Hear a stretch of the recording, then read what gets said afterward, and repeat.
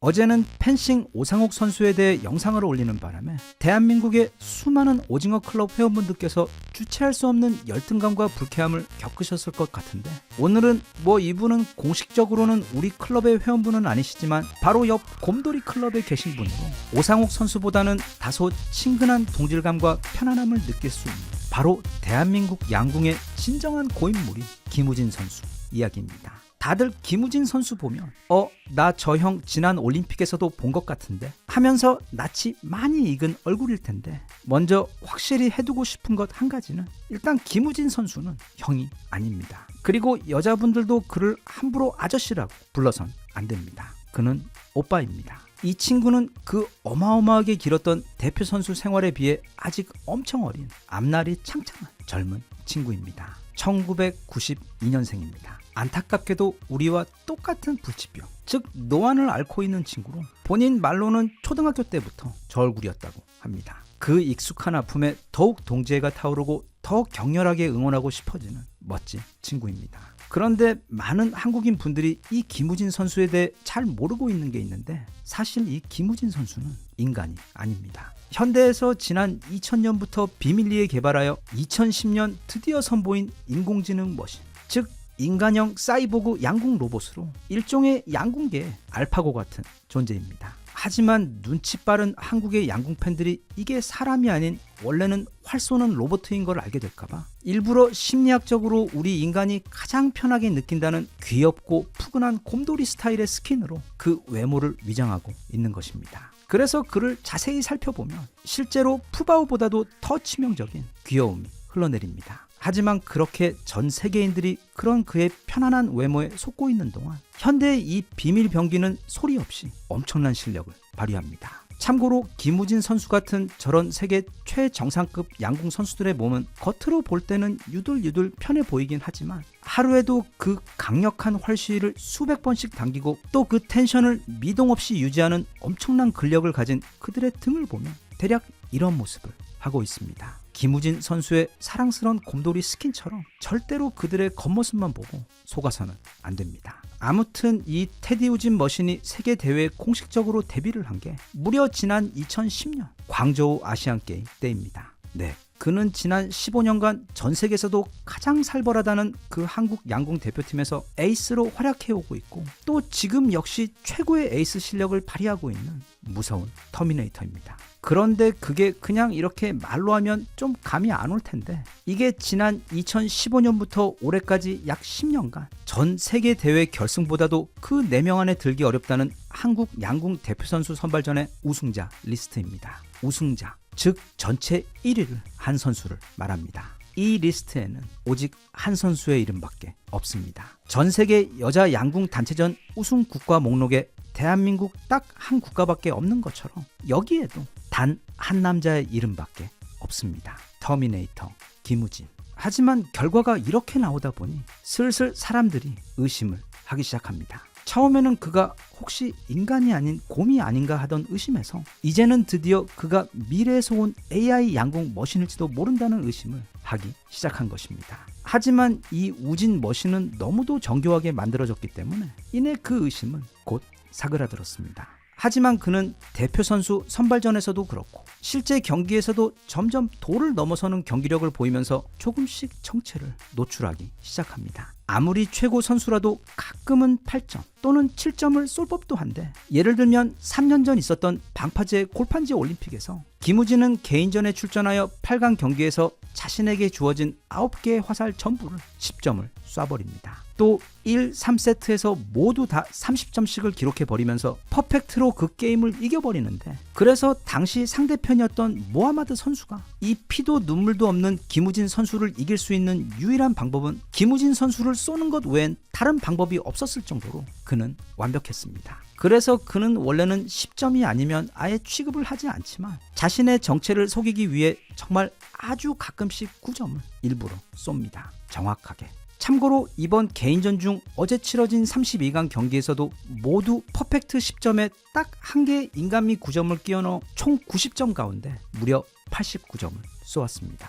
그리고 보통 선수들은 대회에서 활 시위를 당길 때 심박수가 대략 120 언저리에서 왔다 갔다 하는데 우리 터미네이터 김우진 선수는 보통 80에서 머물고 있고 심지어 같은 올림픽 16강 전에서는 78 그리고 32강 전에서는 73까지 내려가는 심해 돌고래 심박수를 보여준 바 있습니다. 사실 그 심박수도 주변 사람들을 속이기 위해 녹음한 걸 들어주는 겁니다. LG 모터로 구동되는 그에게는 애초 심박수 따위는 없습니다. 게다가 복부에 달고 있는 그 최첨단 반물질 소재로 만든 자동 조절 무게추 밴드의 낮은 다운포스 덕분에 절대 흔들리지 않는 탁월한 안정감까지 갖추고 있어 바람이 불든 비가 오든 아니면 옆에서 핵폭탄이 터지든 간에 그의 화살은 언제나 정확히 10점 관역 안으로 빨려 들어갑니다. 그는 최근 양궁 혼성전에서 금메달을 또 땄습니다. 그 경기 직후 일본에서 온 기자가 그에게 한국이 이렇게 양궁을 잘하는 이유는 뭔가? 라고 묻자 그는 한국 양궁은 체계가 확실히 잡혀있다. 공정한 대한양궁협회가 있기 때문에 모든 선수가 부정없이 동등한 위치에서 경쟁을 하기 때문에 이렇게 강한 것이다 라고 대답을 했습니다. 네, 그 대답을 자세히 들어보면 그냥 자기 자랑하는 겁니다. 작년의 금메달 리스트도 세계 선수권 대회 우승자도 그 어떤 특혜도 없이 모두가 공정하게 실력 외엔 그 어떤 입김도 들어올 틈이 없는 전 세계에서 가장 어려운 대한민국 양궁 대표팀 선발전에서 나는 무려 10년 동안 계속 1등을 싹쓸이 해온 분이시다. 이 쉬운 말을 굉장히 고상하게 돌려서 한 것 뿐입니다. 실제로 그는 전 세계에 적수가 없는 그리고 한국 양궁 역사에서도 손에 꼽을 정도의 얼음처럼 차가운 심장을 지닌 진정한 신궁이기 때문에 그 정도 잘난 척은 차라리 인간적이라 자연스럽습니다. 그런 우리 김우진 터미네이터가 이 영상이 올라가는 8월 4일 일요일 5시에 개인전 결승을 치릅니다. 여기서 그가 금메달을 따게 되면 무려 통산 5개의 올림픽 금메달을 따며 대한민국 양궁 최고의 기록을 세우게 됩니다. 그야말로 진정한 탑 오브 더 탑이 되는 것입니다. 마침 다들 출근도 하지 않아도 되니까 치킨 한 마리 시켜놓고 가족들과 함께 TV 앞에 모여 앉아 우리 양궁 삼총사 김우진, 이우석, 김재덕 선수 모두를 향한 열렬한 응원과 함께 또 매우 높은 확률로 김우진 선수가 금메달을 딸 수도 있기 때문에 그 대기록이 이루어지는 순간을 모두 함께 축하하고 즐겼으면 좋겠습니다. 아직까지 그 정체가 탄로나지 않은 현대의 비밀 무기이자 테슬라에서도 흉내내지 못할 정도의 완성도를 가진 대한민국 최고의 미래 병기. 지난 3번의 올림픽에서 우리 남자 양궁의 금메달 독주를 선두에서 지켜내고 있는 우리 김우진 선수가 다른 두 선수들과 함께 최선의 기량을 아낌없이 다 발휘해 주어 만약 이번에도 행운이 그의 시위에 앉는다면 이번 개인전에서도 멋지게 승리하여 대한민국 양궁의 새로운 신기록을 꼭 세워주기를 바라고 아울러 현대기술팀에서 시간이 좀 있다면 우진 터미네이터의 다음 차세대 프로타입으로 현재 올림픽에서 같이 테스트 중인 김재덕 머신의 경우 그 고함 지르기 볼륨 기능이 좀 과도하게 설정이 되어 있는 것 같아 그 부분에 대한 수정도 함께 꼭 진행되어 주었으면 좋겠습니다.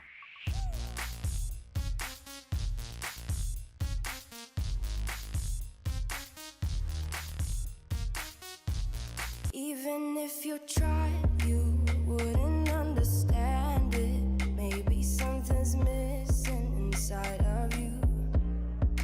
Just a bit of sugar to that horrid bitter. Maybe you taste different.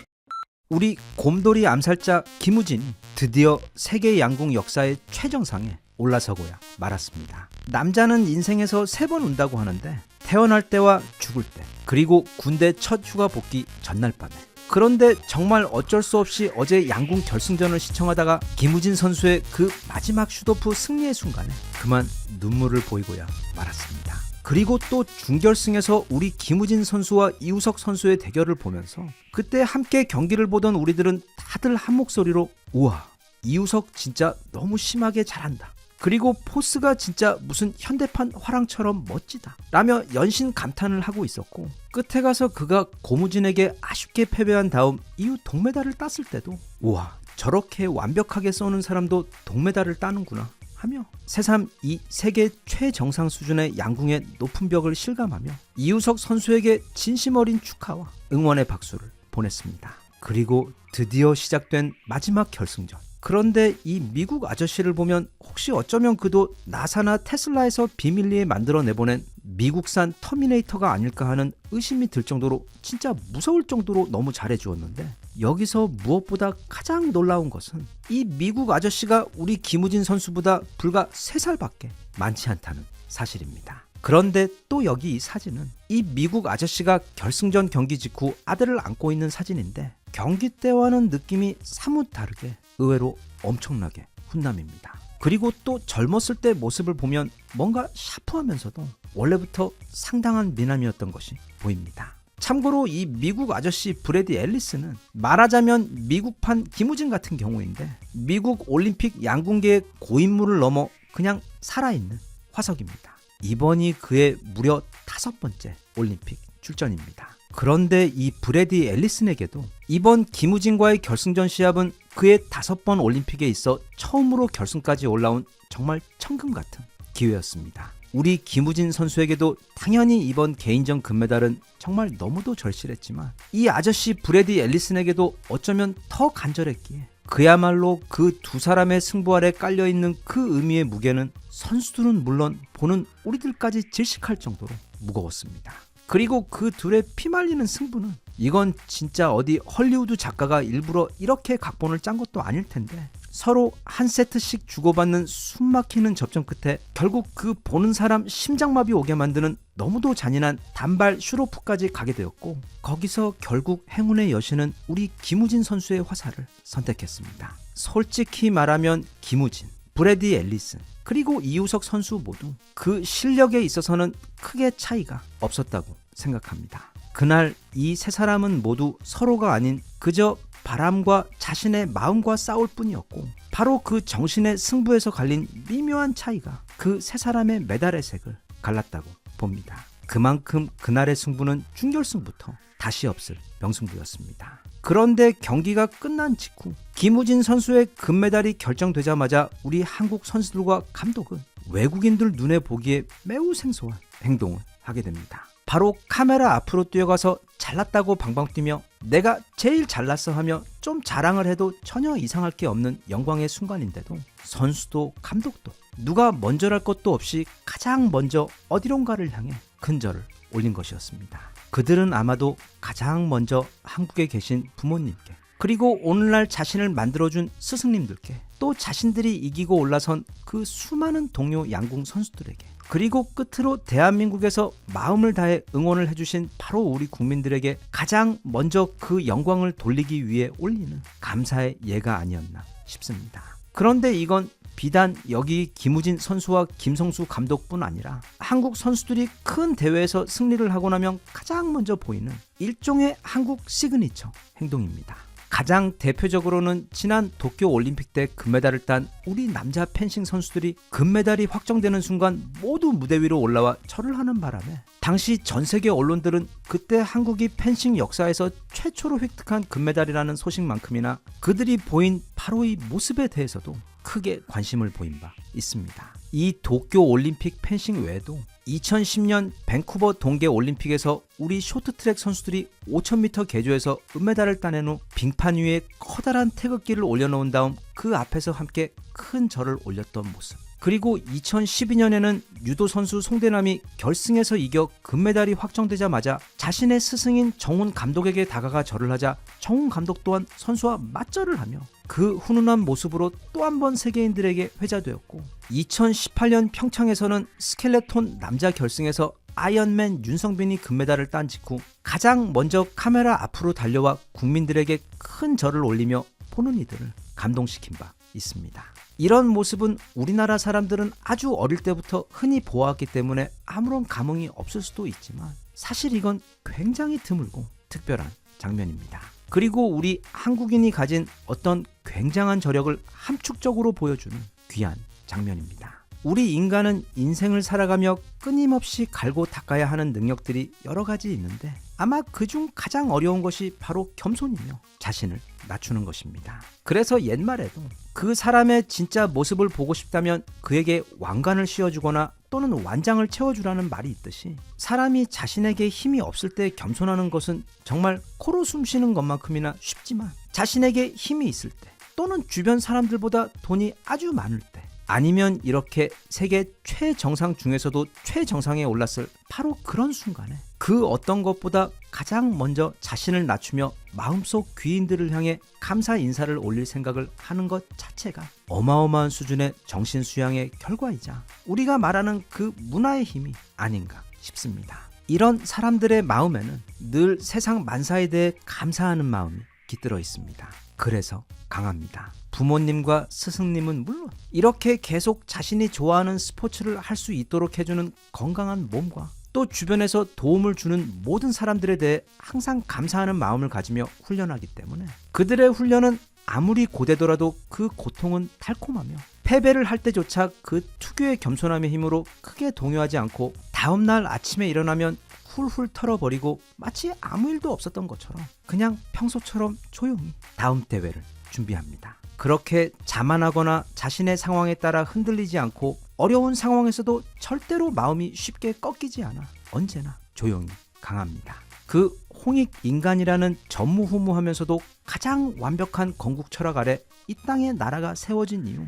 지난 수천 년간 끊임없이 이어져온 우리가 가진 모든 정신유산 중 가장 소중한 모습인 그 보석 같은 낮은 겸손과 감사의 마음을 이렇게 다시 한번 전 세계인들 앞에 보여줄 수 있어.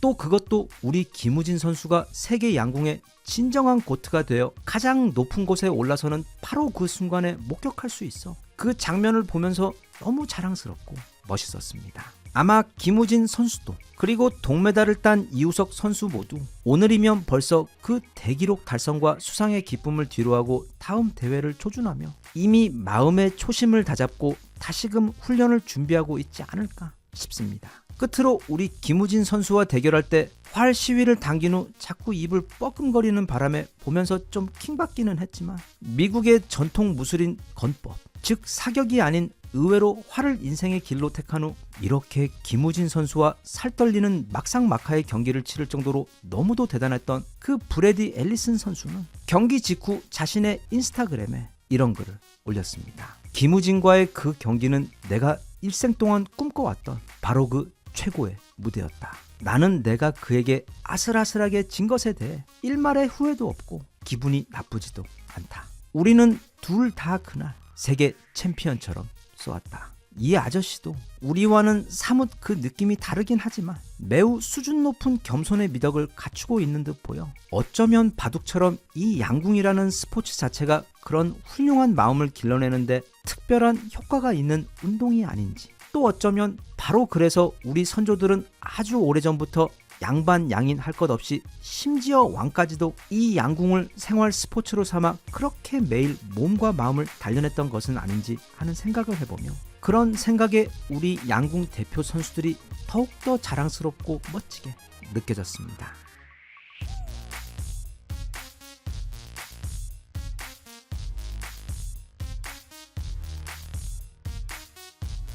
Even if you tried, you wouldn't understand it. Maybe something's missing inside of you.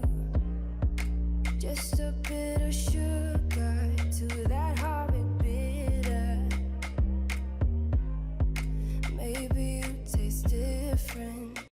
아마도 현재 지구상에 존재하는 최고의 능력자인 우리 머스크 형님으로 말씀드리자면 세계 최대 자동차 회사인 폭스바겐과 세계 최대 SNS 제국인 페이스북, 그리고 가장 앞선 인공지능 기술력을 보유한 챗 GPT의 회사인 오픈 AI, 거기다가 전 세계 최고 우주항공 단체인 나사를 전부 다, 그러니까 그것 몽땅 다 혼자서 설립하고 운영하고 계신 진정한 천재입니다. 거기다가 또 뇌에 칩을 심어서 조정하는 뉴럴 링크라든지 아니면 지금 캘리포니아 땅 밑으로 슈퍼 하이웨이 고속도로를 건설하고 있는 것, 태양광 사업과 그 외 옵티머스 로봇 사업 같은 것은 언급도 하지 않더라도 폭스바겐과 페이스북, 오픈 AI와 나사를 그냥 혼자서 운영하고 있는, 이게 소개하다 보니 뭐 제가 아는 지인도 아닌데 괜히 목에 힘이 들어가면서 좀 거만해지고 싶은 느낌이 드는 뭐 대충 그런 엄청난 사람입니다. 하지만 나이 30에 찾아온 대머리 공격도 이겨낸 진정한 남자 머스크에게도 절대로 이길 수 없었던 단 하나의 경쟁자가 있었는데 그게 바로 우리 사랑해요 LG입니다. 바로 배터리 이야기입니다. 머스크 형님에게 배터리는 아주 중요합니다. 왜냐하면 그가 판매하고 있는 전 세계 넘사벽 1위의 전기차 회사인 테슬라의 자동차들 그 기술력과 제조 원가의 절반 이상이 전부 다 그 배터리에 달려있기 때문입니다. 그래서 그는 처음에는 파나소닉의 배터리를 사용했다가 이거 계속 이렇게 하다가는 내가 가마우즈도 아니고 엉뚱하게 배터리 회사들 배만 불려주겠구나 싶어 직접 배터리를 개발하기 시작합니다. 그래서 오랜 연구 끝에 우리가 일반적으로 사용하는 그 원통형 배터리를 대략 스케이트보드처럼 바닥에 쫙 깔아서 만든 그 이름도 정직한 스케이트보드 플랫폼 배터리를 처음 전기차에 사용하기 시작했고, 이 천재적인 방식은 전기차의 무게중심이 바닥에 깔리도록 하여 주행을 안정시켜주는 것에 더해 충격에도 강하고 또 바닥으로 열을 방출시켜 냉각 효과까지 훌륭했습니다. 그래서 오늘날에는 전 세계 모든 자동차 회사들이 전부 다 이 테슬라식 스케이트보드 플랫폼 방식으로 자사의 배터리를 사용하고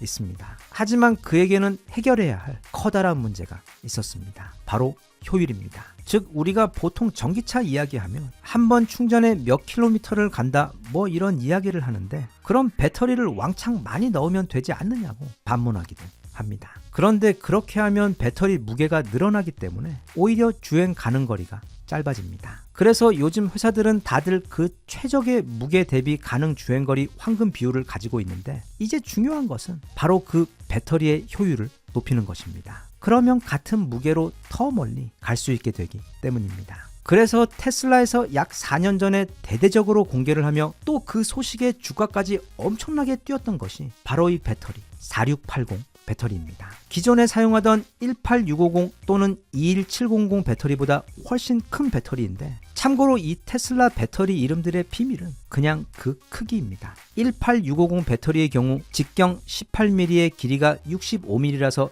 18650이라고 이름 지어진 것이고, 오늘의 주인공 이 초대형 4680 배터리의 경우 직경이 46mm의 길이가 80mm인 경우입니다. 길이도 더 긴데다 심지어 더 굵기까지 합니다. 훌륭합니다. 이 더 길고 굵은 4680 배터리의 장점은 배터리의 크기를 키워 단위 생산 비용을 현저히 낮추고, 또 배터리 팩에 들어가는 그 개수를 줄여 배터리 사이 공간을 최소화해 충전 효율을 높이고, 그래서 출력도 이전 배터리에 비해 무려 6배, 그리고 주행거리도 16%나 늘어난 상황에서 생산 단가는 절반까지 떨어뜨리는 정말 마법 같은 배터리로, 이 배터리의 성공 여부에 앞으로 테슬라의 운명이 달렸다고 해도 과장이 아닐 정도로 매우 중요한 기술입니다. 그런데 제 아무리 일론 머스크라고 해도 막상 하고 보니까 이 배터리라는 분야는 거의 화성에 우주선을 보내는 것 이상으로 절대 만만찮은 분야였던 것입니다. 예전에 제가 그 배터리 아저씨의 책 소개를 하며 소개했던 책의 내용이 있었는데, 그게 바로 LG가 처음에 배터리를 개발하며 수도 없이 실패를 겪으며 했던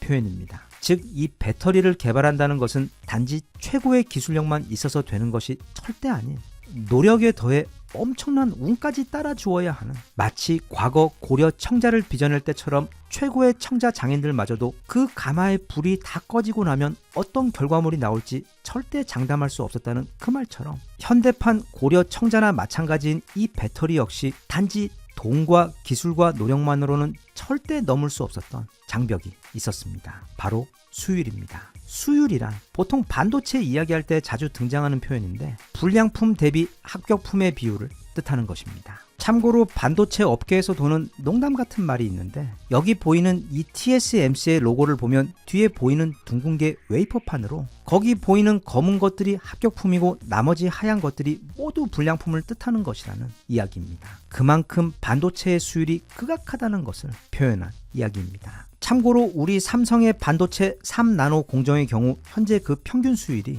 약 60%로 알려져 있습니다. 100개 만들면 그중 40개는 버린다는 뜻인데, 이게 업계에서는 엄청나게 높은 수율이라고 합니다. 그런데 지난 7월 15일 갑자기 머스크는 인터뷰를 하면서 지금 4680 배터리의 수율이 너무 나빠서 남은 6개월 안에 그게 더 획기적으로 개선이 되지 않는다면 아예 배터리 사업을 포기하겠다고 선언을 해버린 것입니다. 사실 테슬라의 4680 배터리는 그걸 처음 발표한 게 벌써 4년이나 지났음에도 그 수율을 잡지 못해 제대로 된 대규모 양산에 들어가지 못한 상태입니다. 테슬라의 4680 배터리가 수율 때문에 이렇게 고생을 하고 있는 진짜 이유는 바로 건식 정극 방식이라는 새로운 기술 때문입니다. 원래 배터리는 습식 정극이라는 것을 사용하는데 이건 이름 그대로 배터리를 만들 때 양극과 음극 사이 액체의 용매를 집어넣어서 만드는 방식입니다. 그런데 이렇게 하면 그 액체를 넣는 과정에 더해 그 용매를 또 200도 이상의 고온으로 건조해야 하기 때문에 막대한 전력과 비용이 들어가는 반면 테슬라가 4년 전 4680 배터리를 공개하며 함께 소개한 건조 방식은 그런 액체가 들어가는 공정 없이 제조할 수 있어 비용을 최대 30% 가까이 줄일 수가 있었기 때문에 전체 제조 비용을 앞으로 50%나 줄일 수 있을 것이라고 자신했던 것입니다. 다만 문제는 그 건식 정극 방식이라는 게 앞서 말한 그 고려청자 만드는 것처럼 결과물이 절대로 마음대로 나와주지 않는다는 점입니다. 즉 수율이 너무 낮다는 것인데 수율이 너무 낮으면 제조사에서는 본격적인 양산 체계를 시작할 수가 없게 됩니다. 그게 바로 지난 4년간 머스크를 괴롭혀온 고민거리였고 그게 올해 안에 해결이 안 되면 아예 접겠다는 뜻입니다. 그런데 지금 전 세계에서 유일하게 이 4680 배터리를 그것도 건식 정극 방식으로 제조하며 수율까지 훌륭하게 잡아서 이미 양산에 돌입한 회사가 딱 한 곳 있는데 그게 바로 우리 LG입니다. LG는 올해 가을부터 건식 정극 방식을 사용한 생산 라인을 완성하고 본격적으로 대량 생산에 들어갈 계획이라고 발표를 한 바 있는데 알고 보니 테슬라가 4년 전 그렇게 자랑했던 그 건식 정극 방식 LG에서는 이미 10년 전에 처음 시작해 지금은 전 세계에서도 유일하게 성공시켜 그 독보적 기술력을 가지고 있는 분야였던 것입니다. 진짜 매번 느끼는 거지만 LG 마케팅 부서 직원분들의 월급을 빨리 지금의 5배로 올려주어야 할 것 같습니다. 이건 뭐 매번 뭘 엄청난 것들을 개발해 놓고는 자랑도 하지 않고 당최 사람들에게 알려주지를 않아서 매번 이렇게 외신으로 듣게 되는 경우가 너무도 많습니다. 이건 월급이 너무 적다는 LG 마케팅 부서의 굉장히 점잖으면서도 치명적으로 스마트한 암묵적 시위의 한 방법이 아닌가 의심을 해봅니다. 아무튼 만약 올해 말까지 머스크의 걱정처럼 테슬라 4680 배터리의 수율이 잡히지 않아 결국 그 사업을 접게 된다면 그럼 앞으로 나오게 될 그 수많은 테슬라 전기차에 들어가게 될 4680 배터리는 아마도 거의 다 우리 LG의 배터리로 대체될 것이 거의 확실해 보이기 때문에 개인적으로 머스크 형님을 정말 좋아하긴 하지만 남은 올 한 해 그 수율이 꼭 안 잡히기를 바라며 다른 건 몰라도 앞으로 그냥 배터리는 모두 다 세계 최고의 고려청자 만들던 그 넘사벽 손기술의 민족인 우리 한국의 LG 배터리를 사용해 주셨으면 좋겠습니다.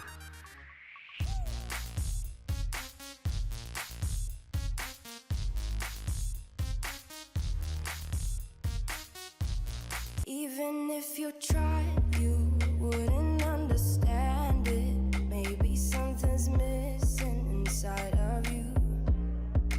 Just a bit of sugar to that horrid bitter. Maybe you taste different. 남자의 세상에서 이 피지컬이라는 것은 아주 중요하다. 그래서 세상에는 큰 것이 있는 반면 언제나 더 큰 것이 있으며 또 더 눈을 돌려보면 그것보다 넘사벽으로 말도 안 되게 큰 것들이 또 있습니다.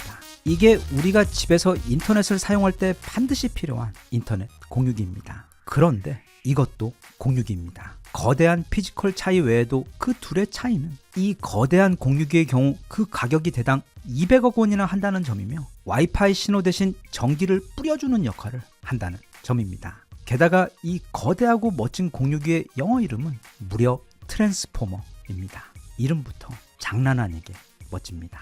한국말로는 초고용량 변압기라고 부르는데 발전소에서 만든 전기를 가정이나 공장에서 사용할 수 있도록 바꾸어주는 매우 중요한 기계로 이게 없으면 아무리 전기를 많이 만들어도 그걸 사용할 수가 없게 됩니다. 그런데 놀랍게도 이 초고용량 변압기를 만들 수 있는 나라가 전 세계 독일과 한국 이렇게 딱 두 군데밖에 없는 것에 더해 최근에는 한국이 갑자기 독일을 완전히 앞질러서 전 세계 변압기 수요의 거의 대부분을 싹쓸이하고 있는 아주 신나는 상황이 지금 벌어지고 있습니다. 앞서 설명한 대로 이 초고용량 변압기들의 경우 발전소에서 만든 전기를 공장이나 가정에서 사용할 수 있는 전기로 바꾸어주는 역할을 합니다. 그래서 전기의 수요가 많을수록 이 변압기도 많이 필요합니다. 그런데 최근 특히 미국과 사우디에서 이게 무슨 일이 난 것인지 이 변압기의 수요가 폭발적으로 증가해버린 것입니다. 그렇게 어떤 수요가 갑자기 폭발적으로 증가하는 현상을 보통 반도체 업계에서는 슈퍼사이클이라고 부릅니다. 지금 세계 전기 시장에 그 슈퍼사이클이 와버렸습니다. 그런데 그 슈퍼사이클 파도를 완전 제대로 탄 세계 최고의 회사들이 모두 다 한국 회사들입니다. 대표적으로는 현대일렉트릭, 효성중공업, 그리고 LS일렉트릭 이렇게 세 회사입니다. 지금 이 세 회사들은 최근 들어 너무도 잘 나가는 우리 방산산업과 비교해도 좋을 정도로 좀 너무 심할 정도로 잘 나가고 있는데 세계 수주량의 절반 이상을 이 세 회사가 전부 싹쓸이하고 있는 것에 더해 이미 5년치 물량까지 다 예약이 끝난 상태여서 지금 이 세 곳 모두 바쁘게 추가 증설을 하고 있는 상황입니다. 그럼 궁금해집니다. 왜 지금까지 잠잠하다가 갑자기 이렇게 초대형 변압기가 많이 필요하게 된 건지, 그리고 어째서 전 세계에서 유독 한국 회사들만 이렇게 잘 나가고 있는 것이고, 또 이런 물건 기똥차게 잘 맞는 데 있어서는 전 세계에 따라갈 곳이 없는 진정한 공돌이 강국이자 최강 기술의 국가인 독일마저 이렇게 한국에게 밀리게 된 것인지 궁금할 수밖에 없는데, 그 비밀은 바로 인공지능에 있습니다. 딱히 따로 설명을 하지 않더라도 지금 전 세계는 바야흐로 인공지능의 시대입니다. 책 총균서에서도 친절히 설명해 주었듯 18세기에 시작된 제1차 산업혁명이 증기기관과 대량 생산, 19세기 후반 찾아온 제2차 산업혁명에서는 이제 본격적으로 전기를 활용한 기계들과 엔진 같은 내연기관이 등장하게 되었으며, 그 다음 어찌 보면 우리 대한민국이 그 주인공인 20세기 제3차 산업혁명 때에는 바로 컴퓨터와 정보의 자동화가 시작된 디지털의 시대였습니다. 그리고 지금 바쁘게 기지개를 켜고 있는 인류 제4차 산업혁명은 바로 인공지능의 시대입니다. 그런데 이 인공지능은 아주 많은 고성능 컴퓨터를 하나로 연결시킨 다음 그 슈퍼컴퓨터로 인공지능을 공부시키는 방법으로 발전합니다. 즉, 인공지능을 개발하려면 컴퓨터가 엄청나게 많이 필요하고, 또 그 컴퓨터는 고성능 그래픽카드가 엄청나게 많이 필요하며, 그리고 그 고성능 그래픽카드는 메모리가 셀 수도 없이 많이 필요하기 때문에 일종의 낙수 효과로 지금 테슬라와 오픈 AI, 그리고 애플과 아마존에서 우리 돈 수백조 원에서 수천조 원을 투자하여 인공지능을 개발하고 있는 덕에 그 회사들에게 그래픽 카드를 만들어 공급하는 엔비디아가 최근 이렇게 엄청나게 커버린 것이고, 또 그 엔비디아의 메모리를 공급하는 우리 삼성과 SK 역시 큰 호황을 맞고 있는 것입니다. 그런데 이렇게 대박이 난 곳이 또 한 곳이 있는데, 그게 바로 데이터 센터라는 곳입니다. 거기가 바로 그 엄청난 양의 컴퓨터들이 서로 맞물려 하나의 거대한 건물을 이루고 있는 곳인데, 원래는 주로 서버로 설치해 클라우드 저장 장소로 활용이 되었지만 요즘에는 대략 우리 코엑스보다도 더 큰 건물 안에 완전 전기 많이 잡아먹는 초고성능 컴퓨터들이 수십만 대가 서로 연결되어 24시간 쉬지 않고 돌아가며 인공지능을 학습시키고 있는 곳이 바로 데이터 센터입니다. 이게 단지 어마어마한 수의 컴퓨터만 돌리는 게 아니라 또 그 컴퓨터들을 시키는 냉각 작업도 함께 해야 하기 때문에 그 한 건물에서 1년간 사용하는 전기의 양은 웬만한 한 국가 전체에서 사용하는 전기의 양보다도 많습니다. 그리고 그런 인공지능 학습 데이터 센터들이 주로 지금 미국 도처에 지어지고 있는데, 바로 그래서 지금 미국에서는 이 초고용량 변압기의 수요가 폭발하게 된 것입니다. 여기 보이는 게 지금 우리나라 변압기 회사들의 주가인데, 일단 이 아름다운 그래프들을 보면 쉽게 알 수 있듯이 대략 1년 전 즈음부터 진짜 테슬라, 엔비디아 부럽지 않게 폭발적인 성장을 시작한 것이 보입니다. 그때가 바로 미국에서 지어진 기존 데이터 센터들, 그리고 최근 지어지고 있는 데이터 센터들에 들어갈 변압기 주문이 올려 들어오는 시점이었고, 지금은 최근 너무 급격하게 많이 올라 조금 주춤하기는 하지만 5년치 물량이 모두 확보되어 있을 정도로 앞으로 이 슈퍼사이클은 강하면서도 길게 이어질 전망입니다. 사실 이 변압기 산업은 불과 10년 전만 하더라도 수요는 없고 적자만 심각하게 쌓이는 골치 아픈 사업이었습니다. 왜냐하면 그 이전 약 수십 년간 전기 사용량의 증가는 그리 크지 않았기 때문인데다, 이게 또 기술 개발 등 투자 비용의 설비 유지 비용도 엄청나서 그래서 신규로 들어오는 회사들도 거의 없었고 기존 회사들도 사업을 떠나던 상황이었습니다. 하지만 궁예의 후손인 우리나라 회사들은 어찌된 게 남들이 다 멈추고 떠나던 2000년대 후반부터 본격적으로 투자와 기술 개발에 속도를 내기 시작합니다. 한 예로 현대는 2000년대 초반 아예 미국에다 현지 변압기 공장을 세워버렸고 또 2019년에는 그걸 2배로 더 키워버리기까지 했으며 효성 역시 2019년 테네시 주에 있던 굉장히 큰 공장을 인수했는데 지금 그때 인수한 공장 덕에 앞으로 수조 원에서 수십조 원의 이익을 기대할 수 있게 되었습니다. 참고로 그때 미국 테네시에 있던 그 황금 변압기 공장을 효성에게 헐값에 넘기고 시장에서 철수한 회사가 바로 미쓰비시입니다. 지금은 그때 판 가격에 100배를 주더라도 아마 다시 사지 못할 겁니다. 그리고 엄밀히 말하면 세계에서 이 변압기를 생산하는 회사가 딱 독일과 한국 2군데밖에 없는 건 아닙니다. 이런 일에 절대 빠지지 않는 중국 또한 아주 당연히 껴있는데 중요한 건 바로 품질입니다. 지금 전 세계 모든 물량을 빨아들이고 있는 미국의 테크 회사들의 경우 자기들이 원하는 최고의 변압기 품질 기준을 제시하고 있는데 중국 제품들의 경우 그 기준에 턱없이 모자라 아예 고려 대상조차 되지 못하고 아주 싼 값에 동남아와 아프리카만을 대상으로 사업을 하고 있는 반면 유일하게 독일과 한국 변압기만이 그 기준을 충족시켰기 때문에 지금 상황이 양강구도가 된 것입니다. 그런데 여기에는 또 한 가지 변수가 있습니다. 바로 납기입니다. 독일 제품은 정말 엄청나게 뛰어나기는 하지만 주문하면 물건 받는 데까지 8년에서 10년 걸리는 독일 전차와 자주포가 그렇듯 이게 기약이 없습니다. 독일에서 주문한 변압기 올 때쯤 되면 벌써 인공지능이 전 세계를 다 정복한 이유일 겁니다. 그런데 우리나라는 미국에서 주문하기 5분 전에 이미 오토바이가 출발했습니다. 그 외에도 거의 맞춤 양복점 수준으로 고객의 모든 필요를 맞춰주는, 그래서 한번 빠지면 절대로 빠져나올 수 없는 것으로 유명한 극강의 AS 서비스 코리안 블랙홀 때문에 지금 당장 어마어마한 양의 고품질 변압기가 필요한 미국의 회사들에게는 우리 한국 제품들밖에 선택권이 없는 것입니다. 현재 전체 수출량의 약 38%가 미국, 23%가 사우디인데 이게 앞으로 최소 약 5년간은 지속될 예정이고, 한편 또 그 슈퍼 사이클이 끝나면 이제 미국과 유럽에 있는 기존 변압기들이 이미 그 한계 수명인 30년에 다다르고 있는 경우들이 아주 많아서 그때 또 다른 슈퍼 사이클이 추가로 찾아옵니다. 게다가 지금은 생산자 우유의 시장, 즉 살려는 사람은 너무 많은데 그걸 파는 사람은 별로 없어서 생산자가 절대 갑의 위치에 있는 경우라 지금 당장 고품질 변압기가 필요한 수많은 회사들이 웃돈을 줘가면서까지 주문을 밀어놓고 있는 상황이다. 이게 중국은 물론 미국에서조차 단기간에는 절대 따라잡을 수가 없는 일종의 살짝 그 반도체나 배터리 같은 경우의 산업이기 때문에 당분간 전 세계 이 변압기 세상은 우리 대한민국의 천하가 이어질 것으로 전망되고 있습니다. 대신 또 그래서 근미래 이런 우리나라에 무슨 일이라도 생기면 그때는 세계의 모든 인공지능 산업은 물론이고 도시 내 전기의 송전 자체가 불가능해져 현대 문명 자체가 완전히 멈춰버릴 수도 있기 때문에 하느님이 보호하사 전 세계는 이런 귀한 우리나라를 정말 소중히 여겨야만 합니다. 단 우리나라 제품에도 한 가지 커다란 고질병이 있는데 이건 보통 아주 오래된 LG 제품들에서 발생하곤 하는 문제로 이 변압기들이 그 한계 수명인 30년이 지나서도 거뜬하게 작동할 정도로 제품을 정말 너무 쓸데없이 튼튼하게 만들어서 그래서 30년 후 재구매율이 크게 낮아질 수도 있다는 굉장히 심각한 단점이 있습니다.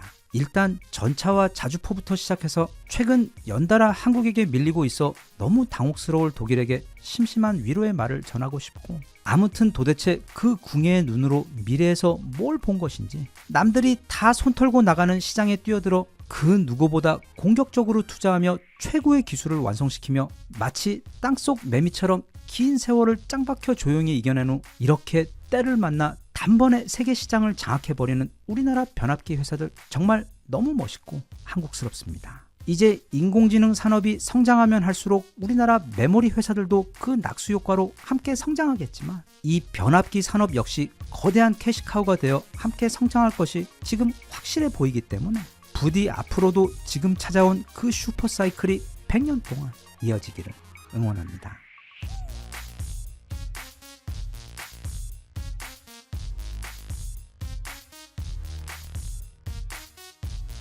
Even if you tried, you wouldn't understand it. Maybe some Just a bit of sugar to that horrid bitter. Maybe you taste different. 종종 우리 한국을 보고 고슴도치 민족이라는 말을 합니다. 고슴도치는 비록 그 크기는 작지만 온 몸이 치명적인 독가시로 촘촘히 둘러싸여 있어 그 어떤 무서운 맹수도 만약 이 고슴도치를 사냥하려고 한다면 자기 목숨도 내놓고 덤벼야 한다는 뜻입니다. 말하자면 일종의 동기어진 민족입니다. 실제로 우리나라의 경우 특히 그 임진왜란 초반에 달리기왕 런조 때문에 진짜 초반에 어이없이 뚫려버려 이후 7년 동안 국민들이 정말 끔찍한 고생을 한 경험도 있지만 어쨌든 이후 거의 전멸에 다다른 상황에서도 정말 기적처럼 나라 곳곳에서 농부들과 아녀자들 심지어 산속 베지터리언 요정들인 승려들까지 합세 반격에 성공한 데다 결정적으로 인간의 탈을 쓴 전쟁의 신인 이순신 장군님의 활약으로 그 커다란 위기를 극복했던 기억이 있습니다. 그게 대략 500년 전의 일입니다. 그리고 그보다 좀 더 뒤로 가서 대략 1500년 전에는 수나라의 왕 수양제가 무려 113만 명의 병사를 이끌고 침공해왔다가 사려 깊은 을지문덕 장군께서 특별히 준비해놓은 살수 워터파크에 빠져 전멸을 하고 그 패전의 후유증으로 나라까지 망하더니 또 그로부터 50년 후에는 당나라의 당태종 또한 자신만큼은 고구려를 정복할 수 있다고 착각하며 약 40만 명의 최정예 대군을 이끌고 고구려를 쳐들어왔었는데 그 역시 하필이면 그 출정 첫 단계부터 조인성이 지키고 있던 안시성에서부터 완전히 막히면서 이후 계속해서 연이어 고구려군에게 깨지더니 결국 그 전쟁에서도 패배하고 또 국력이 급격히 소진되어 얼마 안가 선배 수양제가 그랬던 것처럼 자신도 죽고 또 나라도 멸망해 버렸습니다. 그런데 여기서 중요한 세 가지 포인트가 있습니다. 첫째는 우리나라는 예로부터 언제나 일당백으로 싸워왔다는 것. 수나라와의 전쟁도 또 당나라와의 전쟁에서도 우리 고구려군은 거의 약 10분의 1이 안 되는 병력으로 그들과 싸워 이겼습니다. 나라가 비교적 작고 사람의 수가 적은 반면 항상 주변에는 호시탐탐 몰려오는 거대한 규모의 적들에게 항상 시달려야 했기 때문에 전사 한 명 한 명이 다 일당백이 되어 싸울 정도로 무기도 또 기백도 그리고 전략도 늘 동부가 최상급이었습니다. 그리고 두 번째는 우리 땅을 침공한 적들은 반드시 멸망한다는 점. 수나라도 당나라도 그랬고 임진왜란을 일으켰던 토요토미 히데요시 역시 전쟁 중 죽었고 또 그 막부 역시 사실 그 전쟁 때문에 망했으며 나아가 일본 또한 비록 간접적 인과응보이긴 하지만 인류 최초로 그리고 유일하게 핵폭탄을 2방이나 맞는 천벌을 받고 패망해 버렸습니다. 그리고 이 영상에서 가장 중요한 바로 세 번째 포인트는 우리나라의 전투를 살펴보면 한 가지 눈에 띄는 특징이 바로 보이는데 그게 바로 심각한 결벽증입니다. 우리는 붙어 싸우는 거 안 좋아합니다. 그리고 대부분 다 집돌이들이라 적이 들어오는 길을 따라 거대한 톨게이트를 세워놓고 그 안에 들어가서 활 쏘며 톨비 받으며 싸우는 걸 좋아하지 막 평지에서 서로 엉겨붙어 지저분하게 싸우는 거 별로 안 좋아합니다. 이런 극단적 결벽증 환자의 아웃복싱 성향은 고구려 때도 그랬는데 조선에 와서는 그 넘사벽의 화포까지 추가되며 증상이 더욱 심해졌습니다. 그럼 궁금해집니다. 적들 입장에서 여기 지도처럼 그냥 이렇게 해서 내려오면 되지 뭐하러 저 먼 길을 따라 삥 돌아 내려오다가 우리나라 성들에게 차례로 깨지는지 잘 이해가 가지 않는데 여기 이 지도를 보면 단번에 이해가 갑니다. 저기가 다 산입니다. 그리고 이 지도 보면 알겠지만 사실 우리나라는 그냥 나라 자체가 엄청 거칠고 높은 산 위에 세워진 나라나 마찬가지이기 때문에 위쪽에서 내려오려면 딱 저 길밖에 없습니다. 저건 진짜 나폴레옹이 와도 못 넘습니다. 즉 이 말은 우리나라는 집 짓고 밭갈아 농사 짓고 살기에는 정말 지랄 같지만 반면 하늘이 내린 천혜의 요새라는 뜻입니다. 그런데 그 전통은 오늘날 우리의 수도 서울을 보면 여지없이 그대로 이어지고 있습니다. 이게 무슨 말인가 하면 지금 우리가 살고 있는 이 서울과 수도권이라는 거대한 기획도시는 애초에 그 최초 기획 단계부터 전쟁을 염두에 두고 만들어진 거대한 요새이자 침공은 가능하나 점령 자체가 아예 불가능한 지역, 적들에게 있어 상상 가능한 최악의 지옥 같은 시가전 맛을 보여주기 위해 지어진 극강의 수성전을 위한 인류 최대 포트리스 같은 곳이 바로 우리의 아름다운 도시 서울입니다. 이런 이야기가 어쩌면 요즘 어린 친구들이나 여성분들에게는 이게 무슨 뚱딴지 같은 소리지 하며 굉장히 생소하게 느껴질 수도 있는데, 그래서 특별히 우리 서울이 얼마나 살벌한 곳인지 잠시 투어를 해보자면 이렇습니다. 일단 그 가상의 적은 북한 그리고 중국입니다. 서울의 모든 군사적 수성 전략은 북으로부터의 남침을 기본으로 상정해 기획되었습니다. 적이 침공해서 내려올 수 있는 길은 과거 수양제나 당태종 때처럼 딱 정해져 있습니다. 지도를 보면 저 빼곡한 산들 사이사이로 유일하게 군대가 지나갈 수 있는 길이 보이는데, 그래서 대략 이렇게 크게 세 갈래 길로 내려옵니다. 왼쪽에서 파주를 지나 일산을 통해서 내려오는 1번 길, 가운데 양주를 지나 의정부 평야를 지나 내려오는 2번 길, 그리고 동쪽 남양주와 구리를 통해 내려오는 3번 길이 있는데, 그 주요 길목들이 예전에는 모두 그냥 농과 밭이었습니다. 그래서 우리가 6.25 그날에 사실 좀 준비도 잘 안 되어 있던 상황이다 또 갑자기 새벽에 선빵을 맞는 바람에 쭉 밀렸던 것도 있었는데, 그 주요 길목들이 당시에는 아무 장애물도 없던 그냥 농과 밭으로 뻥 뚫린 길이었기 때문에 속수무책으로 당했던 것도 컸습니다. 그래서 당시 한국 정부는 그 길목마다 근대 역사상 존재한 적 없던 거대한 현대판 콘크리트 요새를 짓기로 결정합니다. 네, 바로 아파트를 뜻하는 것이며, 그런 아파트 수천 동이 촘촘히 세워져 있는 신도시들을 짓기로 결정합니다. 참고로 그 외에도 전방에서 아래로 내려오는 모든 길에는 마치 외계인들이 남기고 간 고대 반도체 유물처럼 보이거나 또는 거대한 콘크리트 모자처럼 생긴 일명 낙석이라고 부르는 장치들이 있는데, 유사시 기둥을 폭파해서 그 거대한 콘크리트 덩어리들이 길을 막게 하여 적의 탱크가 내려오는 것을 지연시킬 수 있는 장치들입니다. 이건 전방의 모든 길 외에도 그 거대한 고속도로인 자유로에도 보면 중간중간 정말 뜬금없이 이렇게 커다란 광고판이 있는 짧은 다리들이 나오는데, 그것 역시 유사시 폭파하여 길을 막기 위한 낙석들입니다. 아무튼 그렇게 북한군이 내려오는 모든 길에 저런 낙석들을 설치하고, 또 서울 주변도 모두 이렇게 빙 둘러 신도시들을 세워 말하자면 지름 약 40km짜리 거대한 콘크리트 요새를 만든 것입니다. 그렇기 때문에 적이 어찌어찌 38선을 넘어 그 낙석들을 모두 치우며 아래로 내려온다고 하더라도 파주 신도시, 일산 신도시, 남양주 신도시 또는 구리 신도시 등 아파트가 빼곡하게 나열되어 있는 도로 사이를 한참이나 뚫고 내려와야 간신히 서울 북부에 다다를 수 있는데, 이제는 또 한강을 건너야 합니다. 그런데 문제는 이 한강이라는 강이 그냥 강이 아니라 전 세계의 모든 수도를 가로질러 흐르는 강 중에서도 그 폭이 가장 넓은 강 탑3에 드는 엄청난 강이라는 점입니다.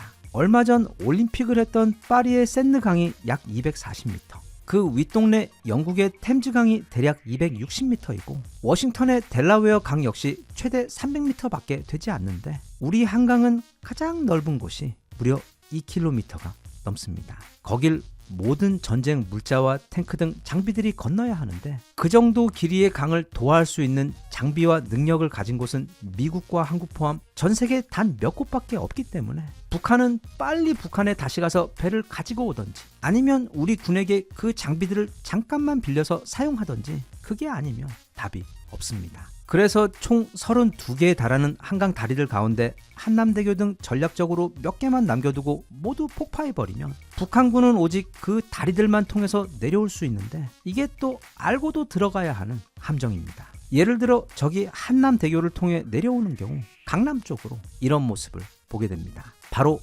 압구정 현대아파트 및 한양아파트 단지입니다. 저게 지금은 그냥 사람 사는 비싼 아파트 정도로 보이지만, 여기 위성 지도를 보면 저게 얼마나 무서운 시설들인지 쉽게 알 수 있는데, 진짜 거대한 수직 콘크리트 벙커 라인이 북쪽을 향해 마치 수십 개의 초대형 크레모어들이 박혀 있는 것처럼 모두 내려오는 적을 향해 하객진을 펼치며 나열해 있습니다. 그리고 이런 대환영은 잠실대교를 건너올 때도 똑같습니다. 하지만 누구는 저거 그냥 아파트일 뿐인데 무슨 요새냐고 생각할 수도 있는데, 당시 지어졌던 우리나라의 아파트들은, 그리고 특히 저 한강 라인을 따라 지어진 아파트들은 모두 군사적 목적을 염두에 두고 지어진 엄연한 전투용 진지들이자 죽음이 기다리고 있는 압구정 그라드의 수직 참호들입니다. 그래서 지금도 압구정 현대 아파트에 가보면 우리 아군이 이 아파트 벙커 안에 들어가 밖을 보며 기관총 사격을 할 수 있도록 만들어 놓은 기관총 사로들이 다양한 형태로 만들어져 있고, 또 현대 아파트 중 복도식 아파트들의 경우나 또는 그 시기 지어졌던 강남의 복도식 주공 아파트들을 보면 모두 다 한강을 향해 벽이 세워져 있는 것은 물론 그 벽 중간중간마다 틈을 만들어 그 사이로 총을 쏠 수 있도록 해놓았습니다. 그리고 이 쓸데없이 튼튼한 당시 지은 콘크리트 아파트라는 건물들은 미사일 한두 대 맞는다고 해서 절대 무너지지를 않고, 아무리 많은 미사일을 쏜다고 한들 결국에는 보병들이 우리 땅으로 들어와서 전쟁을 끝내는 수밖에 없습니다. 즉, 그래서 적들이 어찌어찌해서 전방부터 그 수많은 신도시 요새들을 뚫고 또 한강까지 건너 강 남쪽으로 내려온다고 하더라도 이제는 전 세계에서도 그 수가 거의 가장 많은, 또 모두 실제 군 경험까지 가지고 있는 총 병력 275만에 육박하는 한국 예비군들이 곳곳에 콘크리트 벙커 안에 자리를 잡고 수성전을 치르기 위해 기다리고 있는 가장 끔찍한 수준의 시가전 지옥을 맛보야만 하는 것입니다. 그런데 이 예비군이라는 것도 전시 상황 기준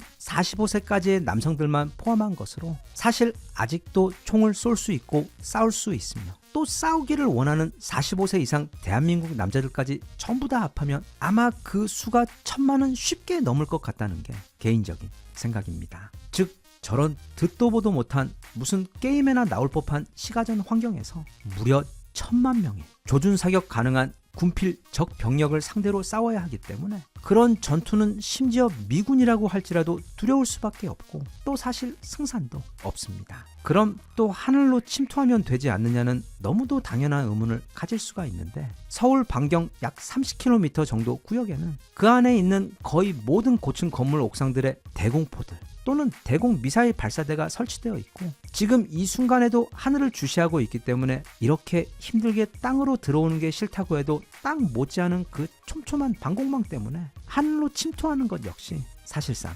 불가능합니다. 부디 위에서든 아래서든 우리 고슴도치 한국을 건드리지 않아 우리의 피와 눈물과 오랜 세월의 땀으로 어렵게 이뤄낸 이 소중한 평화와 번영이 앞으로도 오래오래 계속 이어져서 우리 아름다운 도시 서울에, 그리고 우리 착한 정 많은 한국인들의 그 어둠의 반쪽이 깨어나는 일이 없었으면 좋겠습니다.